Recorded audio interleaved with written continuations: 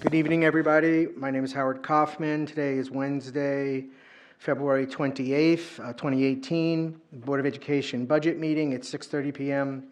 at the New Hampshire, at the Nashua High School North Boardroom. Before I invite the mayor to brief us on the spending cap, I did want to ask Mr. Donovan, I guess after he dials Mr. Mosier, to just review with us. We just received our packets this evening. There's several documents in there. Some I didn't know or expect. So I would appreciate it if Mr. Donovan can just introduce those to us as we put them into our budget books. And then we'll ask the mayor. So our agenda for this evening will be Mayor Donchis speaking to us about the spending cap. And then there's a little program that one of the data analyst, Kathy Wild, who works for the district, developed, which will allow us to dig deeper into levels of the budget, 1, 2, or 3 years past. Hello? So we can actually see trends that occur in the spending and things. And now that Mr. Mosier has joined us, Mr. Guarino, could you please call the roll? Yes, Mr. Chairman. Thank you, Mr. Chairman. Mr. Mosher? Yes, I'm here. Mrs. Oden? Here. Mr. Kaufman? Yes. Ms. Raymond? Yes. Ms. Timmons? Here. Ms. Hohensee? Here. Mr. Guarino is here. Ms. Van Twyver is not here as of yet. Other attendees, Dr. Mosley, Mr. Donovan. Here. We also have Mayor Donchis joining us tonight.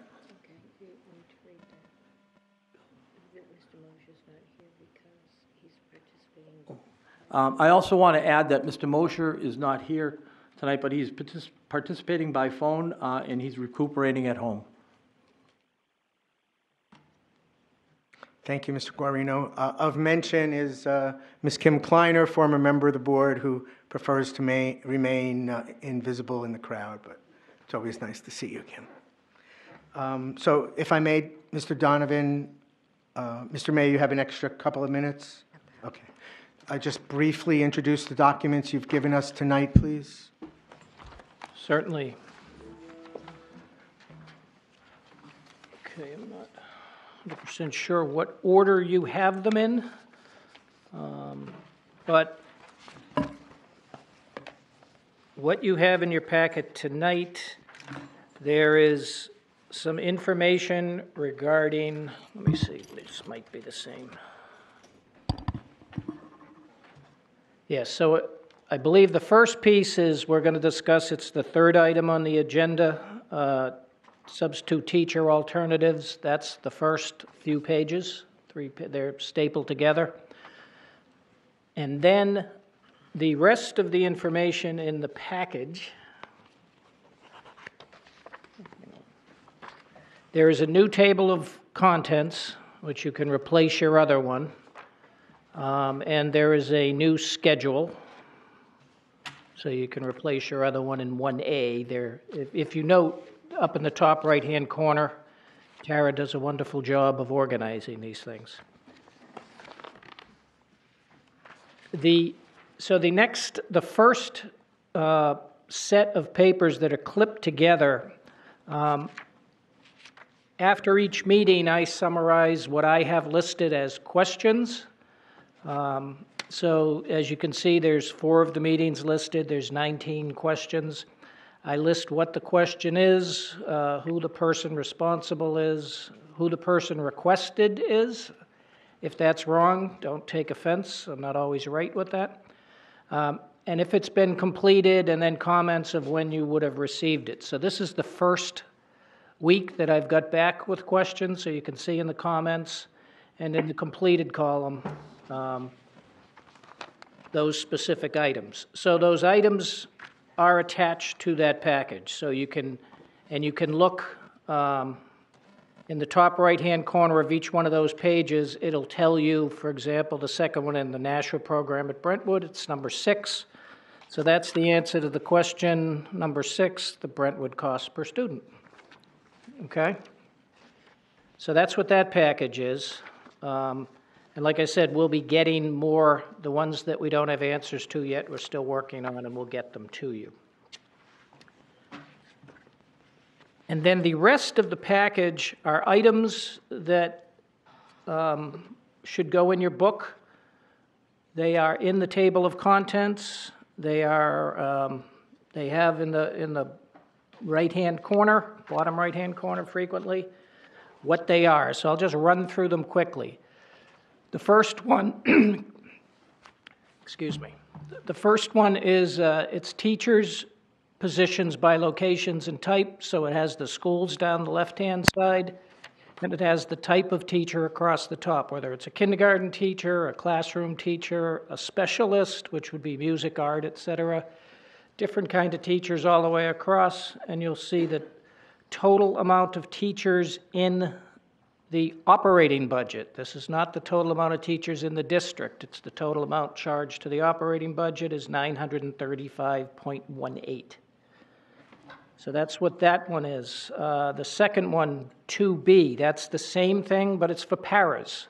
So you get the schools down the left, and across the top you've got the different types of paras. Now obviously most of the paras are special ed paras. They're special ed instructional, or they're special ed district-wide. And as you can see, there's 398 of those. The next sheet is administrators and the ratios. So we list each one of the schools. We list the enrollments as of 10/1 of 17, whether the school has an intensive needs or emotional handicap classroom, whether they have preschool classrooms, and then the number of administrators at each one of those buildings, and then the simple math dividing the administrators by the enrollments. So that gives you a sense of how many students each administrator is managing, so to speak, on a daily basis. 2E, that's the next one. That's for the secretaries. Once again, schools down the left. Type of secretary across the top. As you can see, most of them are, in the schools. So 40 and a half of the 80 are school secretaries. And there's the other types. The next one is the custodial positions by location and type. So once again, same thing, schools down, and it lists how many custodians that are each one of the schools and what shift they're working. And then 2G. This one is something you'll also find in the, typically in the city's budget book. These sheets that I went through previously should tie back to this sheet. Think of this as the master sheet. So it lists each one of our types of positions, the number of people, the FTE, not the number of people, the FTE, so the full-time equivalent, and then the dollar amounts associated with that, and the same, so comparing fiscal year 18 budget to the fiscal year 19 budget. And there are some notes on the right. They may not make sense to you, but they do make sense to me. If you have questions, that's why I left them there.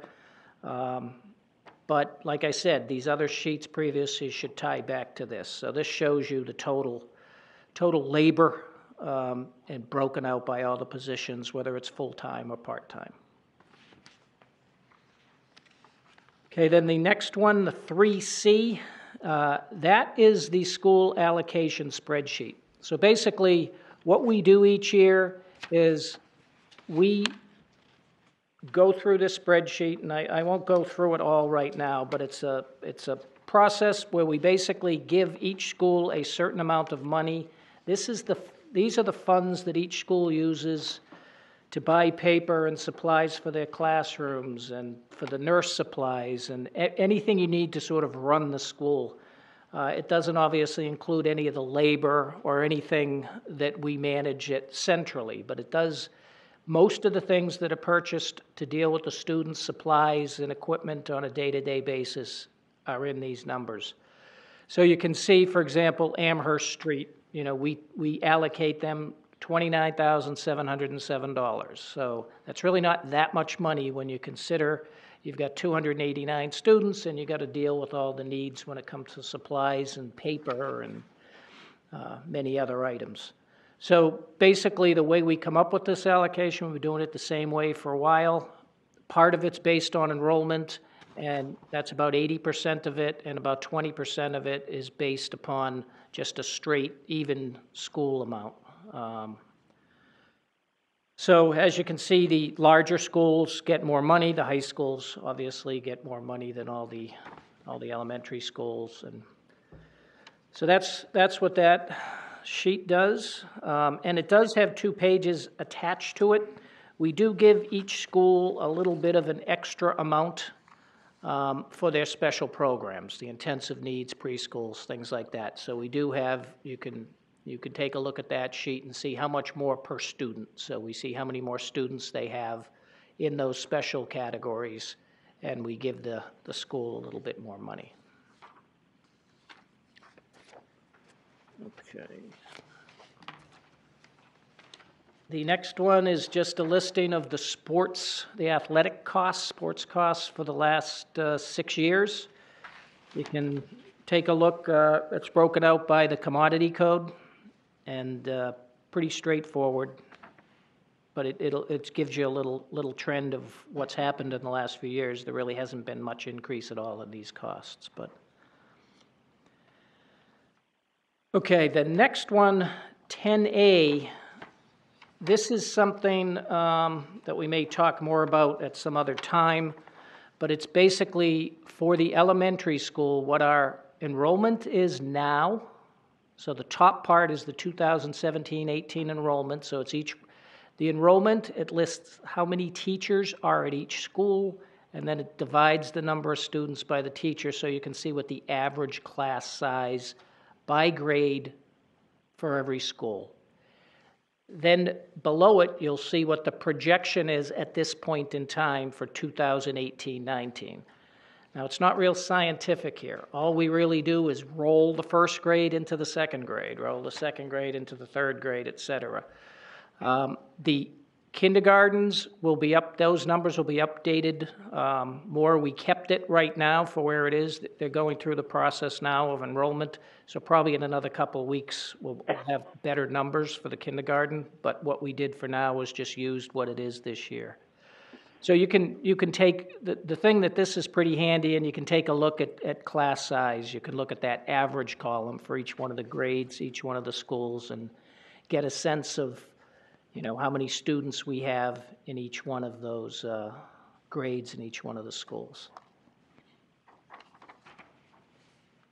The next one, 11A, is this is the official October head count that we do each year. We send it to the state. This is what the state uses for a lot of its various calculations. So it's a point in time. So you will notice that it's not going to be exactly the same as the previous sheet because this one's updated, and this is the official October head count. The next one is the non-public school enrollments. So basically it lists all the non-public schools, Bishop Girton, Nashua Christian Academy, St. Christopher, et cetera, World Academy. And Tara reaches out to each one of these schools and asks how many of Nashua students are in each grade at each one of these schools. You will notice Infant Jesus did not get back to us, so we don't have that data here, but we decided we'd send it out. If and when they return our phone call with this information, we'll update this sheet for you. Excuse me. Yes. Maybe I will certainly ask you the question later, but maybe just to keep track of it. Clearway doesn't have any students in that column. Yeah, because they're all our students, so they're included in our. Oh, they're counted elsewhere? Yeah, they're counted in most of the Clearway kids are high school kids. I'm going to go get it for you. Your package is right here. He's actually going through it. I'll go through it and then I'll bring it over to you, okay? Well, mine was in a different order. I thought this was easier. Okay, 12D this is another look at the budget for the past 3 years that we've completed, fiscal year 15, 16, and 17. So these were the actual amounts spent for the various commodity codes. For example, wages full-time, you can see it went from 74 million to close to 75 to 76. And each one of the commodities, you can see sort of a 3-year trend. So that is available. 12E, this is something I think Mr. Kaufman had requested back a little while ago. This is as it says, the combined municipal budget calculation. So it shows the operating budget, the spending cap calculation, and the bottom part of it talks about the school department budget itself. So you can see back to 2008, the total city operating budget. You can also see what the total school budget was. And what it was goes through, 2018. Now that's obviously And then the last item. These are our school reserve balances. So these are funds which are basically on the balance sheet, so to speak, nothing to do with the operating budget, but it's amounts that are reserved on the balance sheet.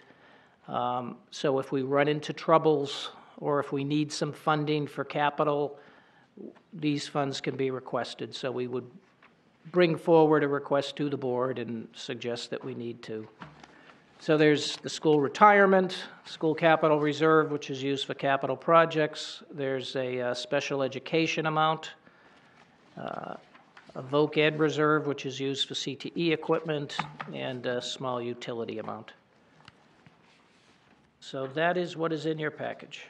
Thank you very much, Mr. Donovan. At this time, I'd like to welcome the mayor again, and may I ask that you join Mr. Donovan over there if you like, if you want to sit down or you want to sit up here with us? Okay. I thought you might have had a presentation, that's why I said that.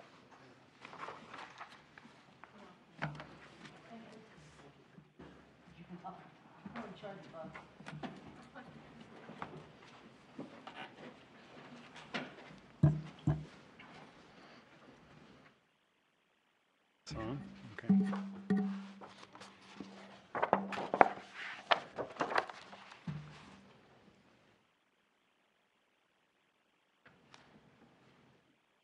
So may I proceed, Mr. Chair? Please, go right ahead. I wanted to mention that Rick Dowd, who's the ward alderman from Ward 2, is here. He's always been he's your liaison, but he's a strong supporter of schools on our Board of Aldermen. First of all, thank you for the invitation to come before you. I always want to visit at least once a year because usually I come to talk about the budget, which I intend to do tonight. First, so I had a number of thoughts which I was hoping to give to you. First, I think you're doing a great job in many respects. First, Dr. Mosley, I think, has come to Nashua after some turbulence in the school district and in the city, and has added direction, energy, purpose to the district, and has provided very strong leadership. And I'm very optimistic about what we can accomplish with respect to Nashua schools over at least the next 4 years. A couple of big steps forward I think that the district has taken is, first of all, although kindergarten was in, of course, the budget we passed last June, it's been implemented this fall. I think it's gone really well. Kindergarten, we know, is very important. Full day kindergarten for all our 5-year-olds is very important for the educational success and life success of all of our young kids. So I'm glad that that's gone as well as it has. I thought you took a very big step forward when you negotiated the teacher's contract, which you have forwarded now to the Board of Aldermen. We know that over the course of the last few years, we've been losing very valuable teachers in their mid-career, because other districts, Amherst, Hollis, even Manchester, have been paying more to mid-career teachers. And the contract that you negotiated makes progress in providing fair compensation to all our teachers, and especially to those mid-career teachers who we've invested in and who we have trained and who've become really masters of the classroom, then leave to another district. That's a big loss. So I think the contract that you've negotiated is going to make a lot of progress there and is going to make the district and the city stronger. I know Alderman Dowd is a big supporter of the contract. I have asked the Board of Aldermen to approve it, and I believe they will, and I think that will provide stability and be a positive force for the district for the next 3 years. Another thing I did want to mention, I know that there's been some disagreement or concern about the New Hampshire School Board, the money that is paid to the school board for the city's membership there.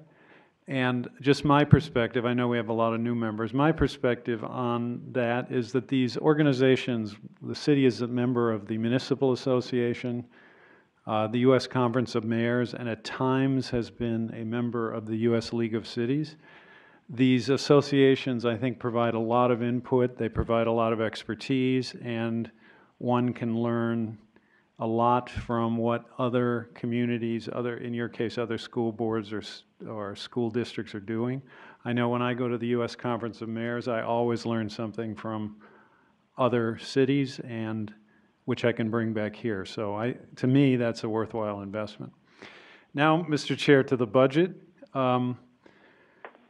I sent you a guideline of 2.1% increase. This was based upon, I don't know, some preliminary budgeting that the department had provided us, suggesting that you could maintain sort of current services with a 2.1% increase. However, I've met with Dr. Mosley and talked through some of the issues. I know that certainly the school department could use, and I'm sure, could wisely use, could significantly more, but the constraint for us is what the city can afford in terms of a reasonable tax increase. So I've told Dr. Mosley, and I will say to you that I think we could move that number up into the 2.4-ish range, a little higher, and make the budget work.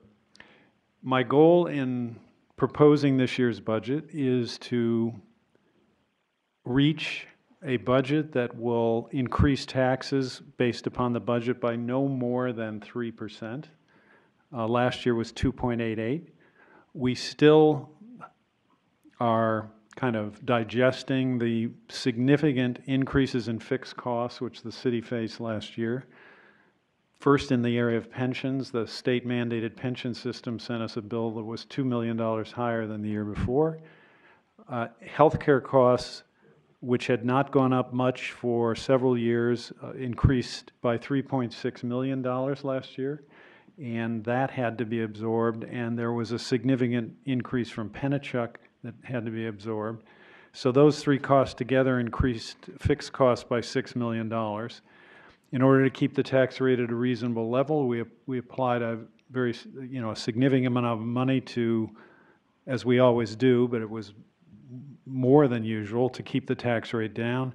This year we won't have as much a surplus and we won't be able to apply as much, so we need to have a very tight budget in order to reach a less than 3% tax increase. So my intention is to propose the budget to the Board of Aldermen for the meeting of March 13th, which is the first meeting of the Board of Aldermen in March. And the reason and that's 2 years previous before, 2 months earlier than budgets were being proposed just a few years ago. And my purpose there is to give the Board of Aldermen generally, the public, and particularly the new members of the Board of Aldermen, more time to consider all of the departments, to learn about them. When I was on the Board of Aldermen in this recent time, and the budget was being proposed in May, there was very little time to consider it. We were there 10, 11 o'clock every night. It was a very difficult and painful experience, and I don't think that that type of pressure is the best environment in which the aldermen should consider the budget. So by extending the period by a couple of months, gives them time to think about it, give them time they don't have to stay out every night till 11 o'clock, and consider the budget over a more reasonable period of time. And it gives the public more time to digest what's been proposed and to provide any input or commentary that they wish during that that time period before the Budget Committee. Anyway, I'm going to propose it on March 13th, and I know your budget, Mr. Chair, will not be completed by that time, but I and the Board of Aldermen only have a bottom line control over your budget anyway. You know, we do not have line item control, as obviously you're aware. So I will propose a bottom line number, and then when you complete your line item budget, we will plug that in and give that to the aldermen, and they can consider that budget. But before they receive yours, they'll be able to go through the police department, the fire department, public works, and all the other departments of the city, and then consider your line item budget when you're able to provide it. But in the budget I will propose, will only have a bottom line figure, not any of the line items, because of course that's up to you. Now, you've asked me about the cap. There's not a lot to say about it, other than what you already know, which is that two plaintiffs brought a lawsuit contesting the current budget, the fiscal 18 budget. We thought that the concerns or the issues they raised, were not anything that the court would take notice of or would act upon. In the end, the court, after a trial, I actually testified, as did a bunch of other people. The court ruled that in the city's favor, and ruled that but in a surprise to pretty much everyone, because the city had not really sought this, ruled in reviewing the current cap as against the state statutes that govern spending and tax caps, ruled that the spending cap was inconsistent with state law and therefore unenforceable. So there we are. That's basically where we stand. However, for me, the constraint has always been the tax rate, because I think that really, that's what affects people the most. And therefore, despite the rising costs that we've faced, the increased costs and reduced revenue imposed by the state of New Hampshire, I've tried to keep, in the 2 years I've been in office at this time, tax increases under 3%, which we have, achieved in both the years, and I believe we will achieve it again. With this caveat, we're also being mandated to undertake a reevaluation of the city, which is, I'm going to brief the aldermen on tomorrow. This is a procedure that's required every 5 years by the New Hampshire Constitution and by state statute. We've asked for a waiver on that. For reasons I'll discuss, get into more detail tomorrow. I mean, it's pretty involved, so I won't get into it all right now. But the waiver was declined and by the State Department of Revenue Administration.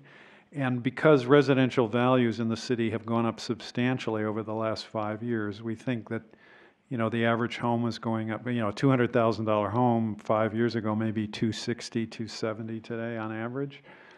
We think that total residential values will have climbed from about $5.2 billion 5 years ago to more like 6.5 or 6.6 billion. I think around 6.6 billion today. And commercial values may not have gone up an equivalent amount, so that could result in a shift of property tax burden away from commercial and industrial and onto residential.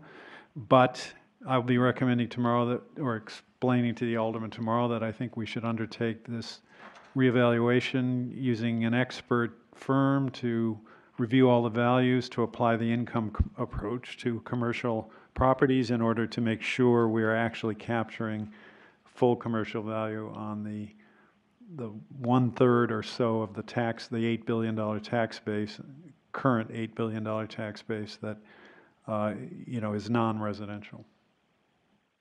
Anyway, that gives you maybe an overview. But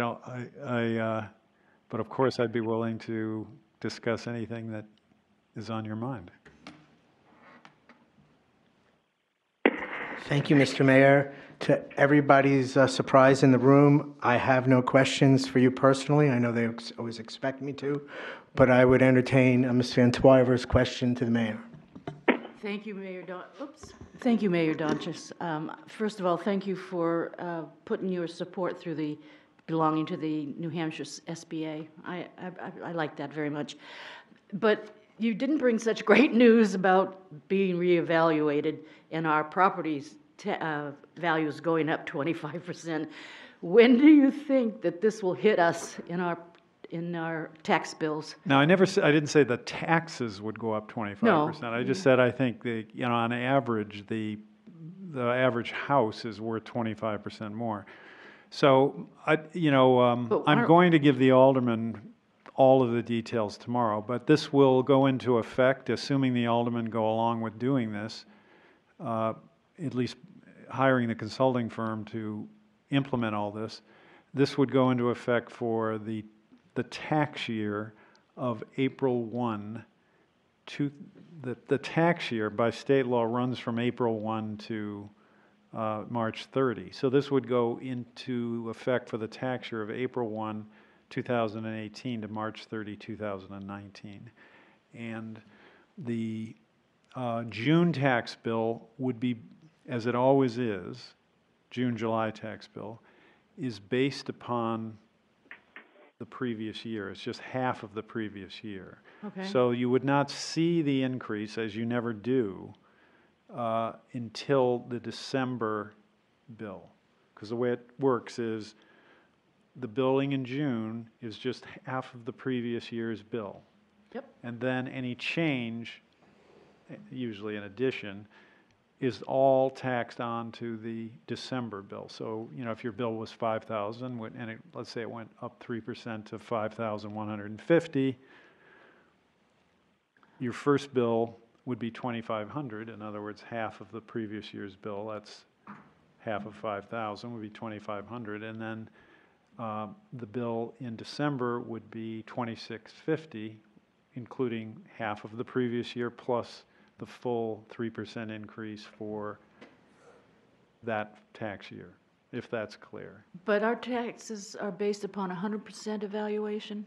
Right now, no. No. No, they're not. So the equalization ratio, which is what we call it, on average, these are just kind of ballpark average. It doesn't apply to every house equally, but the average house is at around an 80% equalization ratio, which means that on average, a house is assessed at about 80% of its value, its fair market value. So if you have, on average, if the house has a $300,000 value, its assessment on average would be about $240,000. Thank you very much. I didn't mean to draw you away from school No budget, problem. but thank you.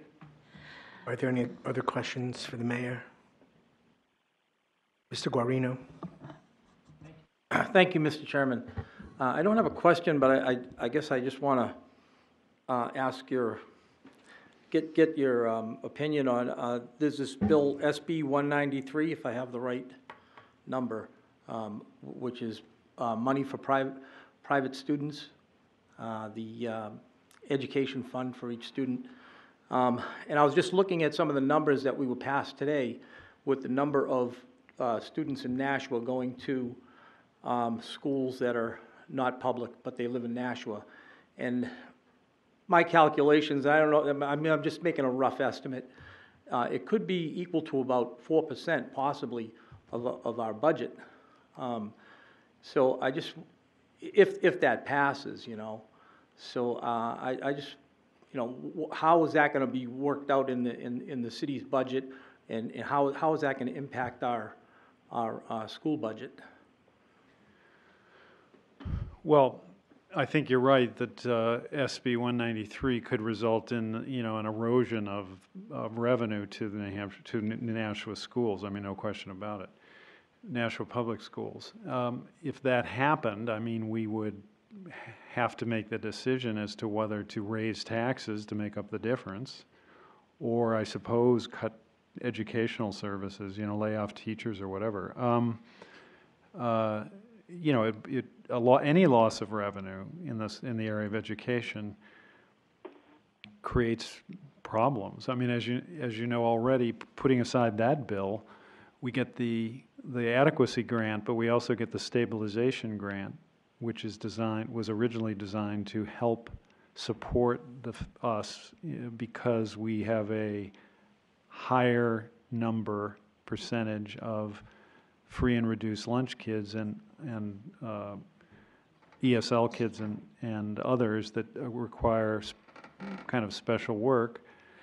We get this stabilization grant, but that is being reduced. It's about $4 million now. It's being reduced by about $400,000 a year after year after year. So that's now that's kind of a drip, drip, drip. I mean, a $400,000 is a lot of money, but it's not a $4 million loss all at once. So that's kind of that causes property taxes to go up $400,000 every year. SB 193 could do the same thing, but to a much greater degree. Ms. Van Twyver. The state has allowed a Keno to be in our restaurants and whatever. Could you speak, and the money from that's supposed to come to schools. Could you speak whether we have a lot of Keno places in the city and how much we can expect from these taxes? Or whatever they're called. I think we have 13 Keno places, but it's something like that.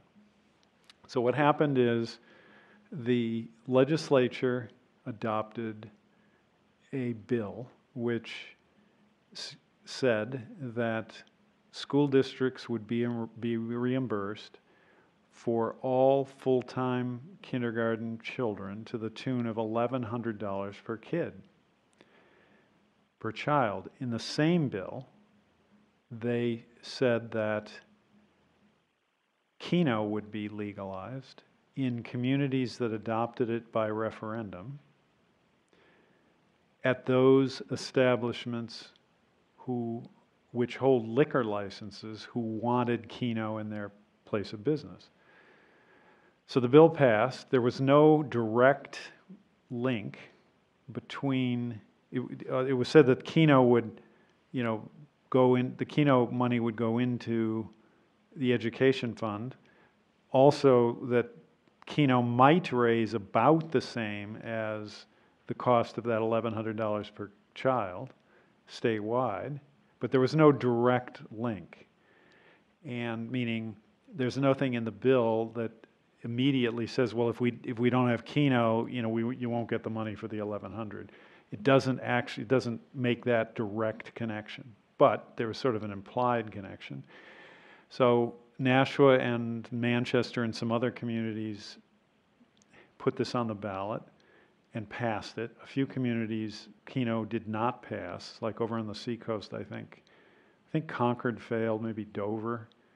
But a number of communities passed it, and I've heard it's going pretty well, that the revenue's coming in as expected, that it's kind of popular. I mean, I've not actually played Keno, but popular in the places that have it, and so the money is coming in. So I think we have about 700 and high 700s of kindergartners who are now obviously all full-day kindergartners, and so the city could potentially receive around $800,000.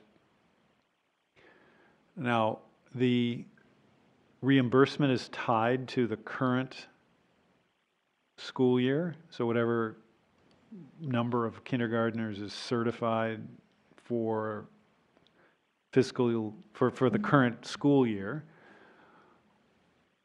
According to the bill, we would get money next fiscal year. So let's assume there's 750 kindergartners. Whatever that number is times $1,100, we would get sometime next fiscal year. In other words, sometime after July 1, probably in the late summer or the fall.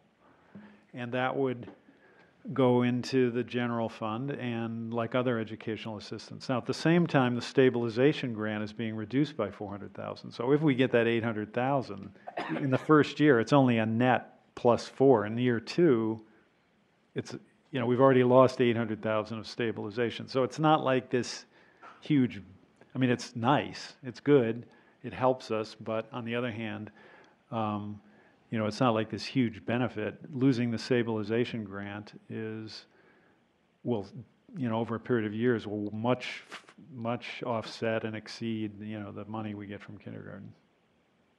Thank you. Anyone else have a question for the mayor? Or? Seeing none, thank you so much for coming. Thank you, Mr. I really Chair. I appreciate always it. enjoy coming to the school board, and if you would like me to come back at any time, please let us know. And I think you need to look at Mrs. Oden's direction for that. I only had this meeting. All right, well, anytime you want me to come back, I'd be glad to. All right, thanks a lot. Thank you again. Bring money. There you go. Thank you.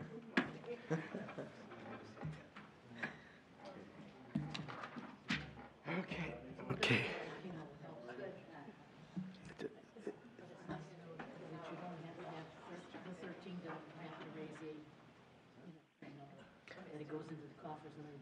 But we still get the increment from the city. Yeah, right. It doesn't matter to us. Okay, so once we get things in place here, Mr. Donovan, thank you for your earlier explanation of those new sheets. There's, I see I have some homework to do. There's some good stuff in there. Lots of great data. I know you love numbers, yeah, okay. Make the world go round. Now, would you like me to adjust the lighting? Well, we're waiting for Mr. Donovan to get the screen connected. I think that's probably what his problem is. I want to just propose a thought to the board.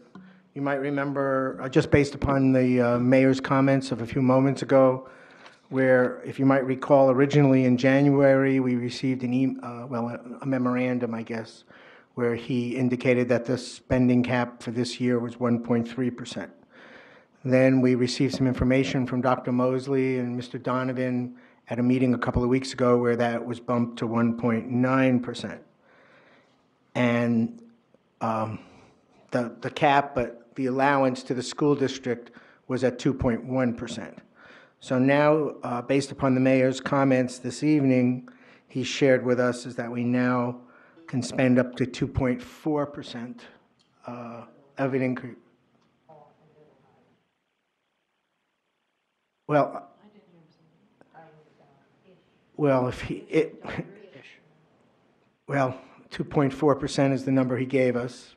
If we want to put a number higher, we can, but that's up to the discretion of the board.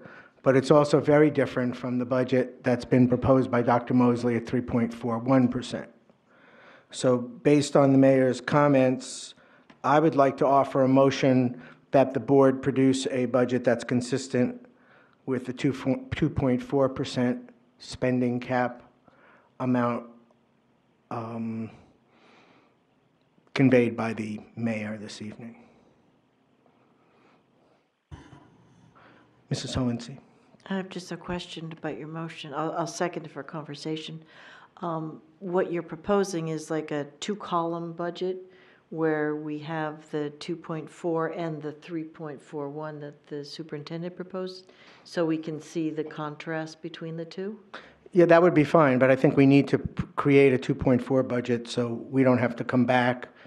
If we were to give the alderman a 3.4 budget, for example, and they reject that, then we would have to come back and essentially start over and create the 2.4 budget. I have no objection to having both budgets kind of worked on simultaneously. That's what we've done in the past. Ms. Hohensee. Right, that's what the only time we had it was with Superintendent Conrad. He gave us two columns.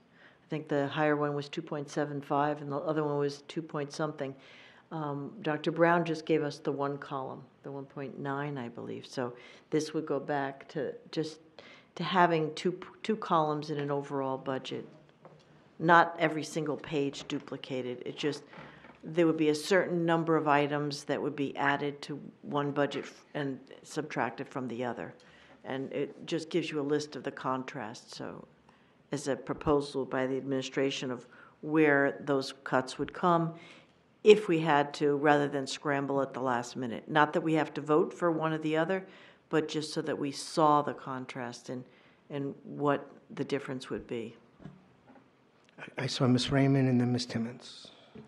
Thank you, Mr. Kaufman. So just for my own clarification, are you asking that we request admin to make some adjustments and come back to us with the 2.4 in conjunction with the 3.4? Or are you asking that the board start making cuts until we get to that point? To answer, what's happened in the past is that the superintendent has prepared both. So there's a in this instance, it would be a 2.4 budget, and then the other budget would be some amount over that. In this case, we would start with the 3.4 because that's where the original proposal came in. Thank you. Did you have a follow-up? No, I just wanted to make sure I understood what your motion was asking us to do, or asking administration and Dr. Mosley to do. And it sounds like your motion is asking administration to make some changes and then present them to us as we move forward in this. Correct. Yes, okay. Ms. Timmons? Okay, thank you, Mr. Hoffman. What was said is what the city can afford is 2.4 or a little higher, increase no more than 3.0%. Right now, I think it might be a little premature if we vote on something. I don't know, I'm just saying, it seemed to be a little premature, and I don't want to really vote on the 2.4% on the budget. I would rather wait. Well, my proposal is it's like a contingency. And if we get too far along in the process, then we're going to be scampering to come back to the number. And if we do it sort of simultaneously, it's really not that painful. I mean, there's the initial work that's required, but I have a feeling Dr. Mosley already knows where the baseline was for this year and what he absolutely positively has to have for next year that gets to that 2.4 recommendation. And then the number, any recommendations beyond that would be accounted for they're already in the proposal. Ms. Hohensee.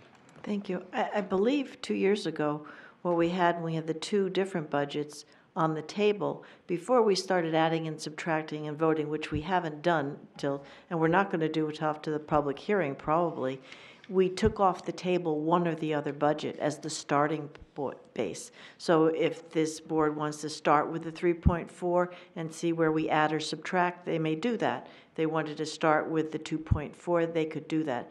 And I believe we started with the higher one, Mrs. Oden might remember, as the starting base, and then we had to cut it later. But that's just my recollection. Did you have your hand up, Ms. Santuano? No. Mr. Guarino. Thank you, Mr. Chairman. I agree with Ms. Timmons. I think it's a little premature. The reason why I say that is I'm reluctant to vote on any budget that I have no idea what's in it. I'd rather us put together, have admin put together a budget and we know what's in it and what we actually have in it or we're taking away from it. I feel like I'm voting blind at something and we're sort of just kind of throwing darts at a dartboard here, 2.4 or 2.1 or 3.5. So I would rather us put together just one budget and see what's in it, and then if we have to get to a certain number, then we could sort of negotiate or talk or discuss what we're going to take away, because I think we might just get too muddled and too confused because we have a couple of different budgets going on. I think we just need one budget, see what's in it, and where we're supposed to be. So I'm reluctant to vote for something like that to straitjacket us into a number. Yes. Mr. Mosher? Yes, I agree with Ms. Guarino. I'm reluctant to vote on something I don't know what's already in it. I want to get it numbers down, and then vote them up or down, and never mind the two columns and two sets of numbers. I don't go with that. Thank you. Ms. Van Twyver. One step that maybe they don't understand is that once the administration presents their budget, then we take it on as our budget, and usually that's when the voting comes on, okay? So maybe, Ms. So-and-so, you're going to say something? Yeah, Would like to say I something. think there's some confusion. We're not voting on either budget. We're just saying, present us with an extra page or two so that we can see two different viewpoints from the administration's perspective, and then we can decide where we want to start. We're not voting on any budget. We're just saying we want to see two different displays. And it's not the whole budget book. It would just be a list of a page or two for what would be added or subtracted between the two. It's the delta between the two, so that we can see, well, where do we want to start? This is outrageous, so we would go to the higher one, or vice versa. It just gives us options for where to start. It helps to visualize the differences from where you're starting from to where you may have to go to. Ms. Raymond? Can I hear the motion again with this discussion? I just want to hear exactly what the motion says and make sure that the language makes sense for the intention. Not that I'm questioning it, just I've lost it now. Thank you. Mr. Guarino? What I have is a motion for administration to put forward a 2.4% budget in line with the mayor's suggestion, as well as the 3.4% budget that he's already had. Yeah, we already have the 3.4. That's fine. Thank you. There was another hand over there. Ms. Van Twyver? Sorry. So after Ms. Raymond, did someone else want to speak? Did you have your hand up? I did, that's okay. I just want to point out, Timmons. I'm just not very comfortable with doing anything right now. I have to understand the budget for my own clarification and my own edification in order to vote on anything. So whatever vote it may be now, I'm going to have to abstain from it because I don't understand it. Okay, one of the things I'd like to do, Mr. Donovan, perhaps at the end of the evening, is maybe introduce I call it the horse trading, the auction that the board engages once we get the budget. Maybe we can review for the new members, and at the end of tonight, what the process will be going forward. Sure. Because I don't want to interrupt, now that you've got it up on the screen, I don't want to lose you, don't want you to lose your momentum. So I would like to get a vote, if we can. I'll call the motion. A couple. Oh, Dr. Mosley. The board hasn't seen the entire budget from other perspectives, and so in terms of the horse trading, I thought that we would just kind of, maybe I was misunderstood, or I had a misunderstanding that I thought we were just going to go through the entire process, and then even if it's at the 3.4 or wherever the board would like to do, then that would be the time the board could talk about what they would like to reduce out of that 3.4 or make some adjustments around that to get to the 2.4. I don't know if I'd say that we haven't gone through that entire process yet, so it might be, prudent to just let this process play out and then kind of make that adjustment if necessary. My intent is for us to know exactly what our absolute bottom line is, and then we have a delta that we can work with if we choose to go there. And instead of coming up with the big budget first and really not knowing what's essential, because the 3.4 is presented as absolutely minimal and essential, when in fact we have a hard number of 2.4, which in consideration of the mayor's number, I think we ought to honor. So point taken, the board can decide what it would like to do. Thank you. Anybody else have a comment? Mr. Donovan, I'll ask you if you'd like. You're the one who's going to end up doing that work, so I'll let you weigh in if you care to. On The notion of creating a 2.4 that would be the baseline, and then showing what's incremental, so we would actually know what we absolutely need versus what we would like to have. Yeah, I mean, at some point, if the board would like that to be done, then certainly I would work on that. Okay. And just because there was a concern about the amount of work that it might take, is that a week's worth? Is that 2 weeks' worth of work? Is it? Probably a couple of weeks. Okay, so, Because. that's fine. My opinion, typically, the board would start kicking it around next week. You decide, and if you like 3.4, that's fine. If you want to make it 4, I mean, it's whatever this board would like to do as far as motions according to it.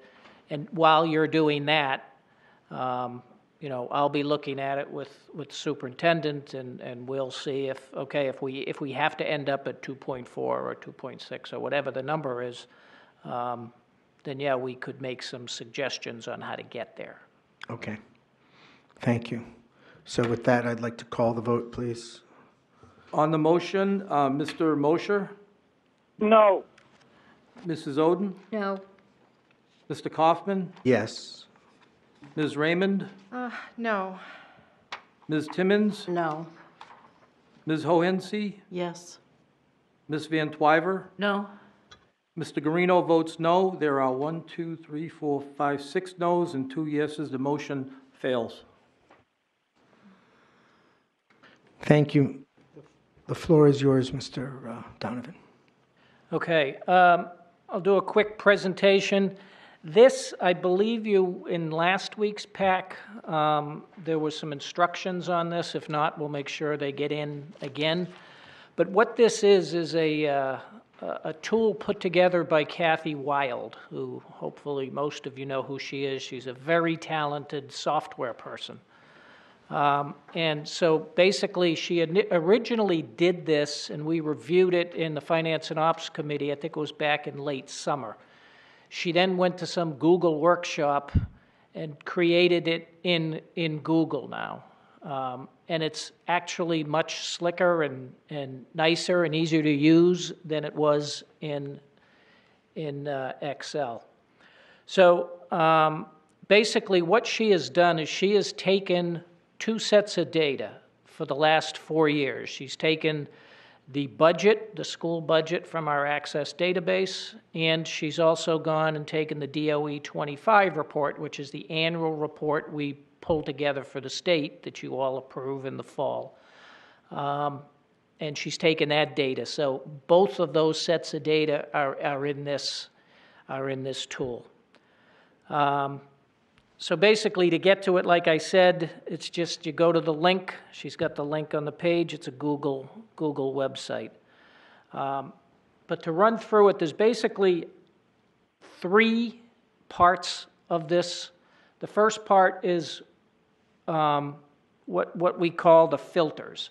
So as you can see, it's year, state category, program, school, and commodity. Okay. And if you look at each one of those, for example, you click on the star, and you can see each one of the 4 years that she has in here, okay? If you want to just look at 1 year, you go ahead and click on the only. If you want to click on all the years, you can do that. You can pick years. You can do whatever you want. State category, okay? This is, like I said, the DOE 25 report. So the DOE 25 report breaks out our costs into various categories. There's regular education. And she also, if you notice, she sorts it by the dollar amount. So for example, regular education is $225 million. That's the largest. Special programs next at 93, plan operations, et cetera.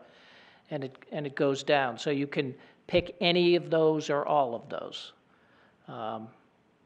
That's another filter. Then there is the program. What's it doing now?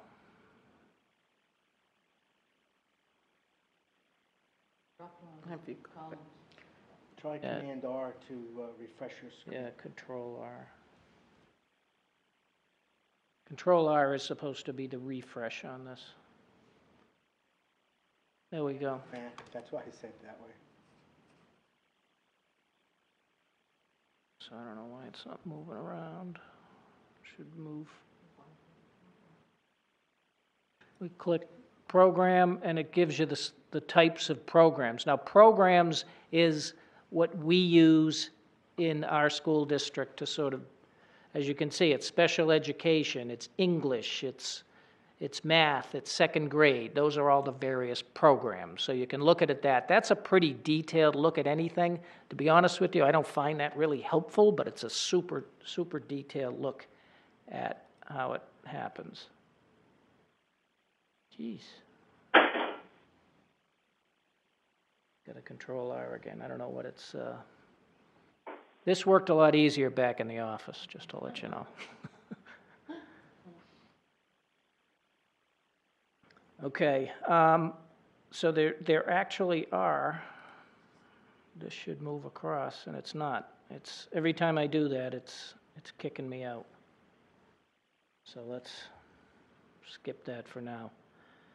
But across the top, there are two other filters, and it doesn't seem to want to go there, but there's commodity code over here, and then there's, I can't remember the other one off the top of my head. The second part of this program is what she calls the charts. So it basically lists each, and there's 4 years. It's just not showing up here right now as 4 years. And you can click on each one of these, and it'll tell you, okay, so regular education was $54,787,000. I'm just hovering on each one of these, and it's giving the amount. Plan operations. Okay, so it's breaking it out by category. And then below that is all the detail for anyone that really wants to have fun. Okay, so, and what you do here at any point in time, if you want, you can right-click on this, and you can download it to a Google Sheets, or you can download it to Excel. Okay, and I won't do that right now. I'll do that at the very end. We'll see if it'll work. But it was working in the office just fine. It's just a right-click. It gives you those 3 options, and you pick what you want. So let's sort of pick a program. Let's say a state category. So we want to pick a program. Let's say we're going to pick special programs. We click on the only bar. Okay, and then to get rid of this, you just sort of slide over and click somewhere else, and it'll show you the graph. And like I said, it's going to show 4 years. It's just showing 2 on the screen right now. I can see if it'll move over. Nope, it's doing that again. I don't know why it's doing that. Control R again. I'm sorry this is a little clumsy, but it's actually a fairly, when I was working with it back in the office, it's really easy to use. So you can pick any one of the categories. Let's say we'll pick plan operations. And it'll give me the cost for each one of the years in a graph format, and then I can look at the actual specific number if I want. Okay, also I can, if this other filter up here is school, I can go in and I can look at this information by each school if I want. A lot of that information isn't super valuable because a lot of a program, for example, at a school, what's the real cost of it? You're going to see the cost of the teacher and the benefits associated with the teachers. It's not going to give you a breakout of the lights and the overhead calculations and things like that because that's not included in these reports. But you can click, you can click by years. You can do 2 years, 3 years, 4 years. You can do it, like I said, by the category, by the program, and the other 2 that are here are school and commodity code. And commodity code, for example, is heating gas or school supplies or whatever. So you can get some, that's not bad to look at because you can get some interesting 4-year reviews of them. And like I said, then you can go here. If you right-click, here's the options. You can bring it to Excel. You can report it to a CSV file, or you can export it to Sheets. So happens pretty quick, and then there you are. So, very nice. So it's a great tool. It's pull it up, I don't know why it's happening here, but I pulled it up in the office. You can see everything on one screen, you move around, and it does have that Control R. There's an occasional bug. You know, I think this is something that hasn't been used a lot. Kathy put it together. And if you really want, if you want to go crazy, you can look at it on your phone. It's about this big. I would suggest you ask your third grader to help you look at it on your phone, but you can look at it on your phone. Thanks, Mr. Donovan. Could you be sure to send us whatever Yes, I'll make descriptive sure sheet you get have, this sheet, which has all the, and that has the URL that we would go to? exactly. Okay. And Ms. if Van- you have any problem getting into it, let me know. I may need to contact Kathy to help you do that, but it's worked easily for myself and Paul Calabria. Can you email that before the next week's packet? Definitely. Please, okay. Ms. Van Twyver? Send Have it you out tried tomorrow. this from home? I've not tried it from home, no, but I've tried it from the office. Okay. But, you know, you're going online to get it. I mean, it is the google.com NSD42. And it's the way it was explained to me by Kathy is, I told her, I said, there's nothing here that people can't see, so there's no reason to lock it down. This is all public information. Our budgets are public. So there's not a problem at all for anyone, so you should be able to get it from your home, from anywhere that you are, according to Kathy. Cool. Any questions for Mr. Donovan? Okay, well, thank you so much. Did you have a question, Ms. Van Twyver? Well, will we not see him again? Well, yes, he's not going anywhere, but I just wanted to close this segment. Well, I did have a question about monies that are appropriated for a particular program, and the program gets completed. That money is still in the budget, correct? It's still in the budget, but does it get redistributed to some other program, or? So you're talking the operating budget during the year? Yeah. So for example, let me try to answer it this way. We have a heating gas account of about $1 million, right? If we don't use all that money for heating gas, then we can use that money for something else in our budget, yes. How about curriculum stuff? You remember we put $50,000, I think, a year into classroom libraries. And we I think, finished all 5 or 6. And I'm wondering if that money could be used for something else like remediation. Well, that's effectively been already reappropriated because we have finished the libraries. So curriculum gets a budget each year. It's about $500,000. And they've taken the $500,000 in the fiscal year 19 budget and they've put it into other areas already. So I can get you the detail on what they've used that money for, but that specific library is part of the whole curriculum budget. So once they reach the end of it, they've already reappropriated it within there. Is there any way to track other programs that might have completed that we could use for remediation? Well, anything, if it's a program that we no longer do, it's not in the budget now. So I don't keep an item in the budget if there's no need for it. So for example, that's kind of a crazy case, but if the city said to us, we're going to pay the water, Pennachuck is not going to charge your schools for water anymore, that'd be, $181,000. I would just take that out of the budget. I wouldn't keep it in there and then say, oh, by the way, there's 181, do you want to use it for something different? I would simply take it out of the budget. So if we were going through the budget process, if it was in the budget and then they told us during the year, oh, by the way, there aren't going to be any bills and we already had it in the budget, then we could reappropriate and use it for something else. That's what I'm asking. Okay, yeah. All right. So do we know of any that we could use for remediation that's happened to?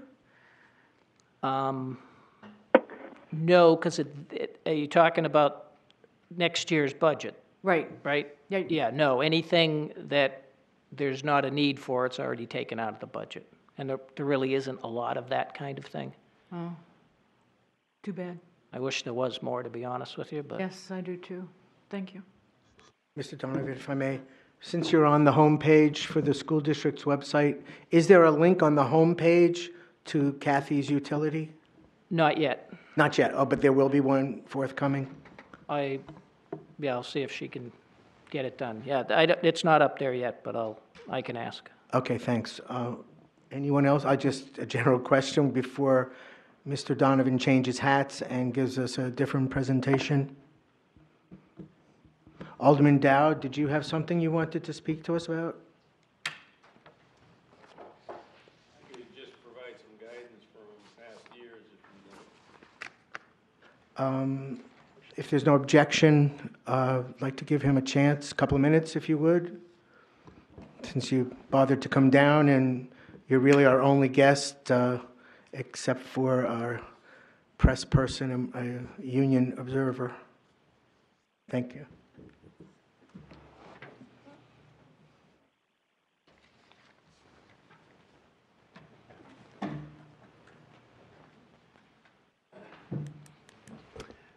Hi.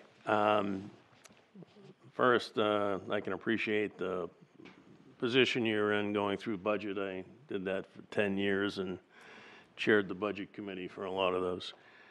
A couple of things that might help, and it's just procedural because I can't comment on any particular line item you have. One of the things that we've done in the past is you take the superintendent's budget and you start there, put it on a spreadsheet, as was indicated. Have two columns, both the same to start out, both with the superintendent's budget. You keep the one column the same all the way through the process. You don't change it, because you always want to have that reference point of where you started. Otherwise, you may get lost. The other column, you going to indicate the line items that you have no control over. And by the way, the direction that I'd given to all the departments is we're not going to talk about any line items that you can't change. Electricity, water, gas, in your case, probably busing. Because you have no control over those, so you can't, there's no sense discussing them. And the other thing is now you sort of indicate the line items either extremely important, very important, or wants. Usually in the school department, everything's an extremely important item, so it's kind of hard. Then you're going to have to make a decision as to, and the columns total at the bottom to a dollar amount and a percentage, so the superintendent's would be whatever his percentage is. And then as you go through the budget process and you're listening to the various departments, I don't know if you're scheduled to do that. Is anybody coming in to give presentations? We've done most of them by now. So you know what they want, need, would like, and you know whether or not it's in the superintendent's budget. So you go through and you modify that second column. You add, subtract, until you feel comfortable, see what that bottom line percentage is. And it could be higher than the superintendent's. That may not sit well down the street. Because no matter what happens with the spending cap legal issues, we still have a responsibility of the taxpayers to keep the tax rate down. And I would say that we do have a Board of Education that's very education-oriented and friendly, but they also have to be responsible of the taxpayers of the city of Nashua. So something reasonable has to come in. Now, when you get your budget done, it's going to go to the mayor, and he can present it to us as you present it to him, or he can cut it and present the cut to us. In which case, then we will have our procedures to go through. We will have the schools in to talk one night, and questions will be asked. In the end, all the Board of Aldermen can do, all the Budget Committee can do, and overall the Board of Aldermen can do is make a bottom line cut to the school budget. We can't tell you to spend less on books or less on busing or anything like that. We have that no control. Because in the end, when the budget is finally approved and signed by the mayor, that amount of money comes back to the Board of Education, and you can spend it any way you want within the laws. But you can change your entire budget by the time you get into the end of the budget season. So it's a very complex process to go through. Trust me, over the last 18 years that I've been involved in school budgets, there's never a year when you get everything you'd like to have. We could spend a lot more on education if we had the funds. The issue is finding the most important ways you want to spend the money that you have. So that's my suggestion. If you have any questions, I'd be willing to help. Let me start with Mr. Mosier to see if he has anything he'd like to ask Mr. Dowd. Mm-hmm. Mr. Well, I comment on Mr. Dowd because I know him very well, and I know his expertise in shepherding the budget over the many years. And I take it not lightly, his advice. And I say that maybe there's some way that the advice that he gives that we can incorporate into what we're doing and make it a little easier to get down to that bottom line that we work so hard at. Thank you, Mr. Mosier. Ms. Van Twyver, I think I saw your hand. Thank you. Mr. Dowd, in all the years that you have been associated with budgets for the city and has there ever been a time when they accepted the budget from the school district as it was presented? In other words, did you ever send one that wasn't cut back? Do you remember? Well, I believe last year it went through as was presented. And I think there have been a number of years where that's happened. The last 2 or 3 seem to come to mind, and the reason being is that all the departments were asked to cut to such levels that there was no other area to cut. I think we had one budget year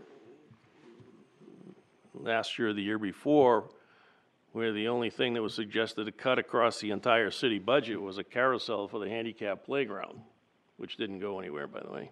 It's there. But that's how tight the budgets have been. If you came in with a budget that was at or very close to what the mayor's requested, I wouldn't see much of a debate. We tend to leave the discretion of the school budget to the Board of Education. As I said, we can't change any line item. We can't suggest you do this or do that. If it came in substantially higher than what the mayor had requested, the board's budget committee or the full board could make a recommendation for a cut. And if it passed, that's what would go back to the mayor. And then the mayor can either approve or veto. I was just wondering whether it was worth our while to present a budget closer to what the mayor wants, or put what we think we need, and then this list of things that potentially we could cut. And I mean, I don't approve of going in with these 2 budgets, one that we think we really need and one that, might be closer. Because I think it gets lost in the process that, that maybe we don't really need that and that amount of money. And every year we have tight budgets, and the quality of our education, I think, is being hurt quite heavily. So, my suggestion is that you use the mayor's guide as a sort of a bullseye, and that doesn't mean that you have to hit the bullseye. Going through the budget process, determine what is really important to the education of the students of the city of Nashua. If you get down to the end and it's over that amount, come in and defend it. I mean, we always took the position, when I was on the board, that we wanted to present a budget that would meet the needs of the education of the students of the city of Nashua. And if it exceeded what the target was, so be it. We'd go in and argue that point. If you make a good, strong argument, there's a very good chance that that goes through. It depends on what it is and how much over and a number of different things. Certainly, if it's reasonable, we're going to consider it. Anybody, any other members have a question for Mr. Dowd? Ms. Van Tarboro, I'm sorry, were you done? Yeah, I am. I just thanked him. Okay. Anyone else have a question? Well, thank you, Mr. Dowd. You filled the gap of information. You took the thunder I had hoped Mr. Donovan was going to deliver. So thank you very much for your informative discussion with us. I worked with Mr. Donovan a number of years, and he's got a handle on all the numbers, and he was going to work within your guidelines and constraints, but the numbers will come out right because he's the one with the ruler. Well, thank you again for coming down for our budget meeting. Mr. Donovan, so I think what's next is going to be I had asked you to discuss with us some, I know you had a substitute teacher presentation you did for us last year, and I just wanted to highlight that here at the board meeting. One of my reasons for that was, if I'm not mistaken, in the proposed superintendent's budget, we have a $2,000 increase on the subline.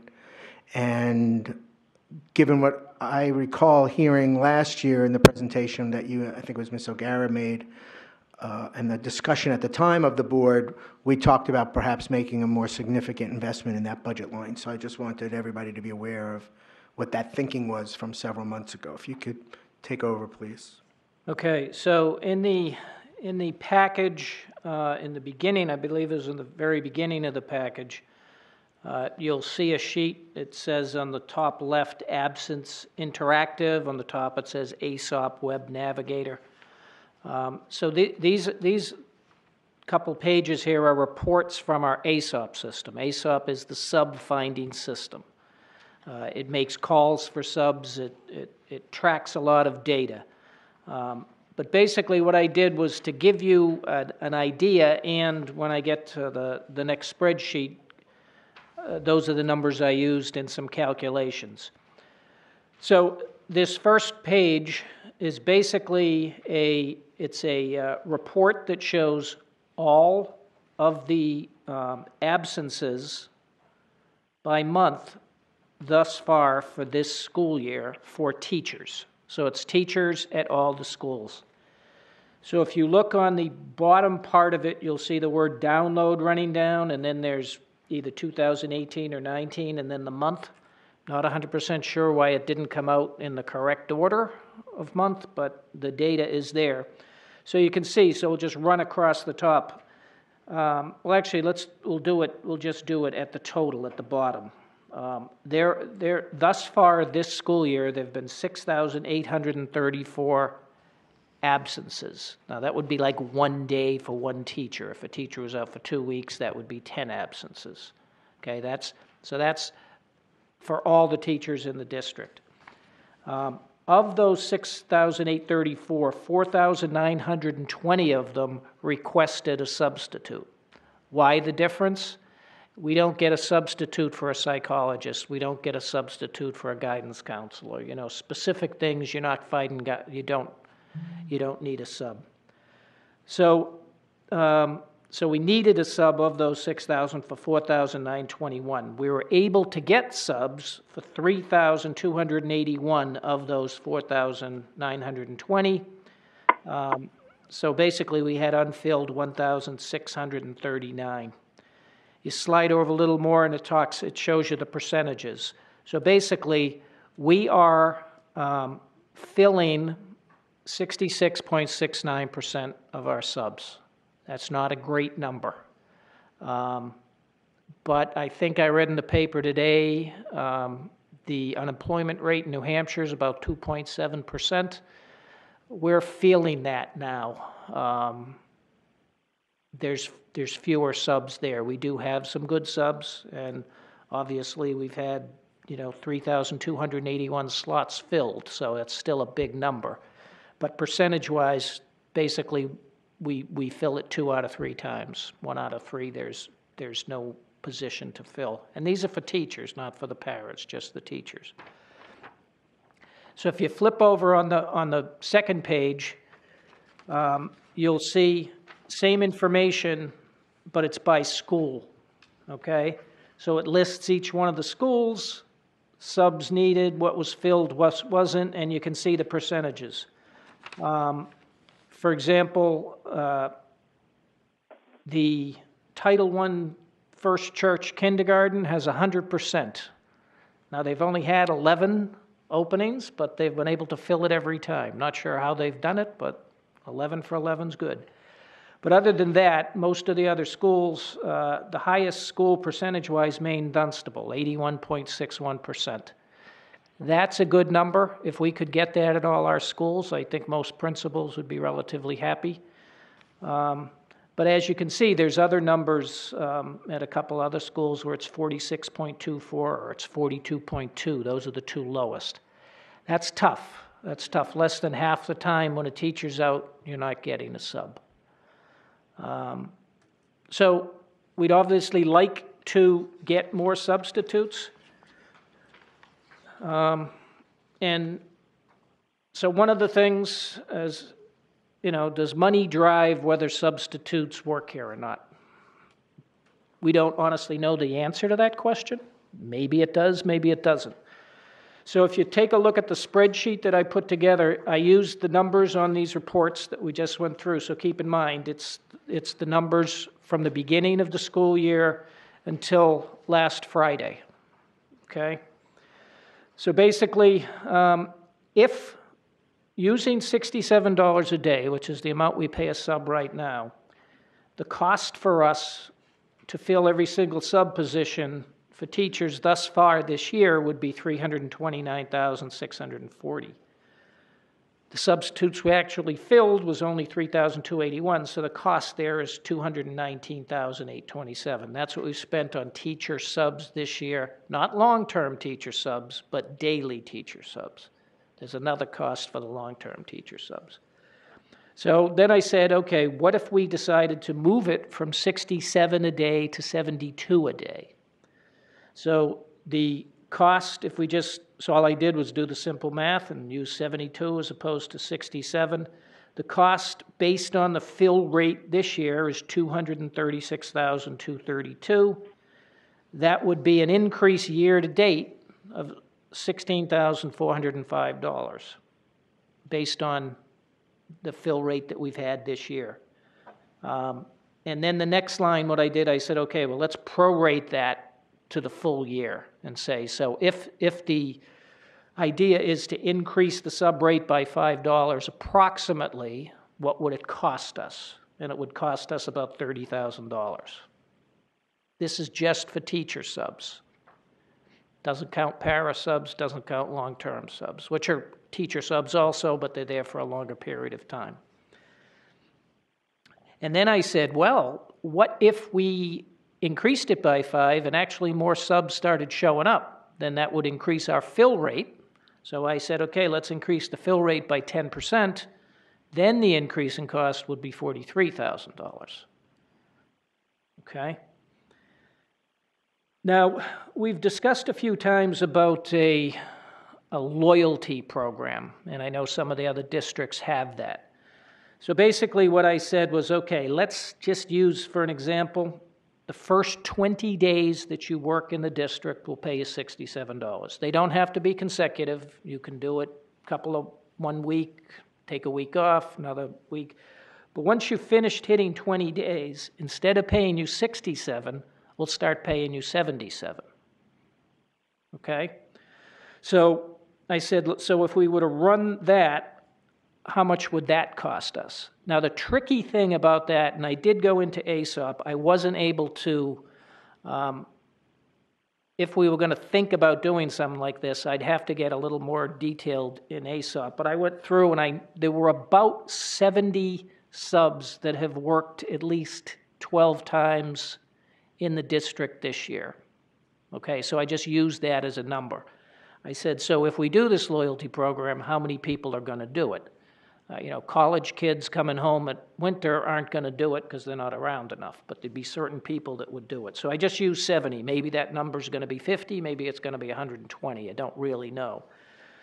But using 70, the cost of that thus far this year would have been $14,000 and annualized about $25,666. So these were some ideas that have been discussed at central office and maybe at this board over the last few years.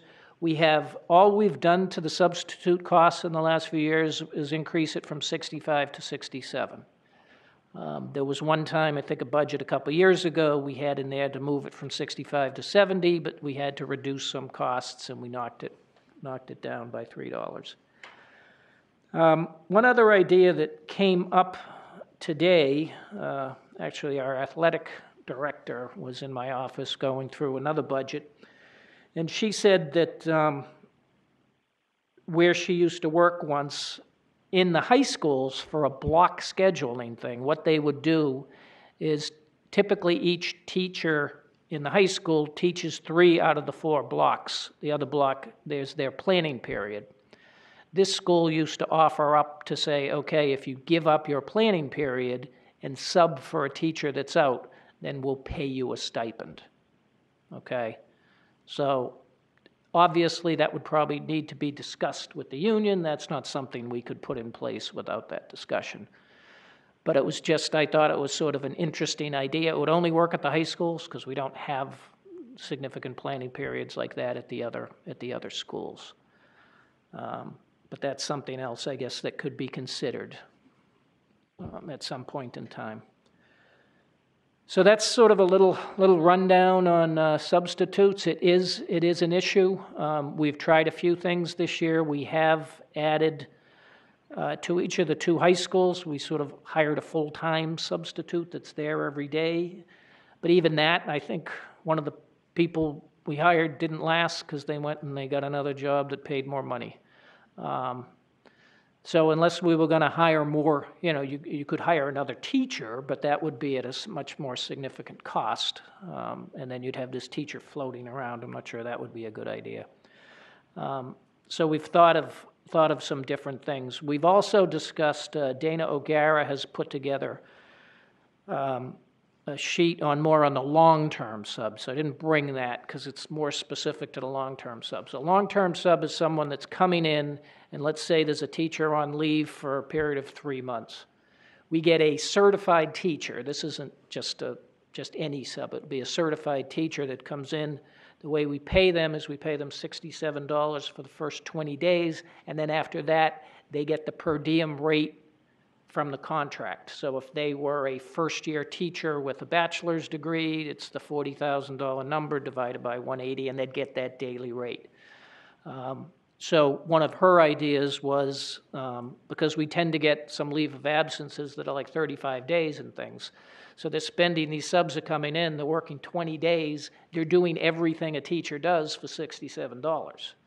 So we're saying, well, maybe what we can do is sort of evenly spread that. So instead of paying them $67 for 20 days and $300 for 15 days, we can maybe pay them, $125 a day through the whole term of it. And if you do it like that, you can sort of break even. There wouldn't be a significant cost either way, but the teacher maybe might feel a little bit, they'd be making a little bit of money right off the bat. Because we do expect a lot from the first 20 days. Now, if it's a kid right out of school and they're just dying to get a chance, you won't get the complaint. But if you're looking for someone to fill a position at the high school for a math class or a science class or something, then we figure this might help. So that's another idea we have sort of for the long-term subs. If done right, that probably wouldn't, the cost would average out. We'd try to do it so the cost would average out and see if it would work. To that point, that's just really administratively, I mean, the budget number is the budget number. Do you need permission from the board to do that? I don't know if we need permission, but if we want to do it, we'd probably just mention that this is what we're thinking of doing it. It sounds like worth a try to me. I mean, for what that's worth, not a whole lot, I know. Okay. If I may, just open the questions to the board members, and then, of course, I do have a couple to follow up with. Ms. Hohensee. Thank you. I'd just like to know if we're increasing it by 2,000 this year? I'm not sure. I don't think that's the same line item. I don't have my budget in front of me. I think the 2,000 was a different line item than this. I didn't purposely increase the subline by $2,000. Okay, so pretty much it's flat, because 2,000 a year to this would be Make a difference in no difference at all. You're just giving a little cushion in that line item. I don't even think it's the same line. I'm not 100% sure. If I had my budget book, Okay. 'cause Well, I've got one if you want to share. But basically, what you're saying is there's no change in our substitute rate. exactly. The budget for next year is the same as this year for the substitutes. Okay, thank you. Anyone else? Mrs. Oden? Thank you. I was looking at the by school, I think it's page 2, and I was wondering, is there any reason why Elm Street isn't there in Mount Pleasant? Oh, there's a page, there's one more page after it. Okay, I found it, thank you. Yeah, I wouldn't want Elm Street and Mount Pleasant to feel bad. We got them. We track them all. Mrs. Oden, did you have another question? No, that's it, thank you. Okay. Anyone else? So let me jump in. So I actually substitute teach up in Merrimack, and they have thank you for including this analysis in here.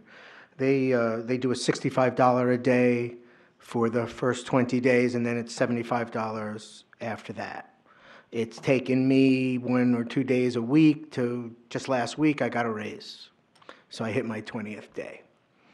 One of the things they also do is they require the subs to pay for their own fingerprint check, and they reimburse that money at that same 21st day or whatever it is. They do that. So that's one way that they look for and reward the commitment. So I just want to mention that. And I did have one substitute teacher. I was surprised. They know I'm on the board here, and she came over to me and said, well, if you were at $75 a day, I would come down and sub on the days I'm not working here.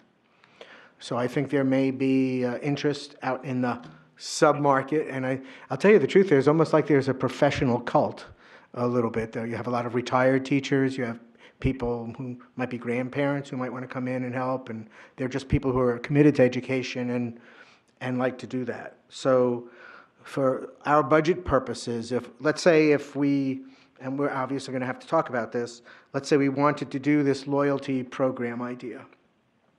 What would be the incremental cost for a full year? Is that the 25,000? That's the 25 with the big caveat being 70. So if it were that to many be people would do it. Yeah, if it were to be a budget motion, I would like to double check that 70 number. Okay. To get a better sense. Maybe a better way to do it would be go back and see how many people worked last year for the full year, more than the 20 if that's what we're using. Yeah, I think that would be a good reference point to have, because I would like to see if we can bring this forward. I know there's a lot of Yeah, there are a lot of requests, and 1/3 of them on a district-wide basis that are unfulfilled. But as you pointed out, some of the schools are hit a lot harder than that. So, I'm just looking at the wrong chart, but district-wide is an unfill rate of 60%, if I'm reading this correctly.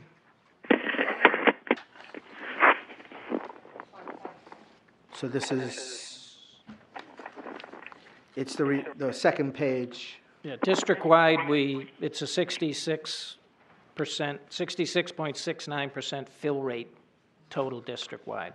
Oh, okay, because I'm looking at the list of the various schools, and in the middle of that is district-wide, and that says filled 40 and unfilled 60, so. Yeah, no, that would be anybody that requested a sub that's not assigned to a specific school.